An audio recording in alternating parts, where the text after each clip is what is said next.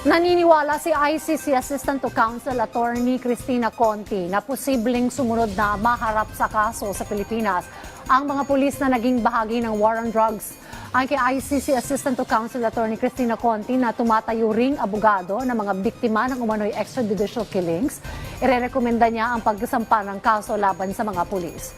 Para sa isa pang abogado ng EJK victims sa si Attorney Nery Colmenares, bukod sa mga pangkaraniwang pulis at mas dapat ring kasuhan ang mga pulis general na nagpatupad ng war on drugs. Ayon kay Colmenares, hindi sila makapagsampa ng kaso noong panahon ni Duterte dahil dinudoktor umano ng mga pulis ang mahalagang dokumento.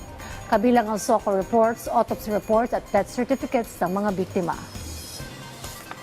Pag-aaralan. Pero yes, I would recommend filing charges. Bukas na bukas pa rin domestic courts ay mag-entertain ng katulad ng mga charges at doon sa mismo kumalabit ng gatilyo o kaya doon sa mga chief of police.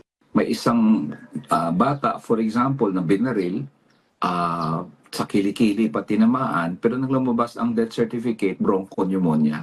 So paano ka magsampa ng kaso sa korte laban sa pulis? Ang sasabihin lang ng korte, hindi pala pinatay yung anak mo.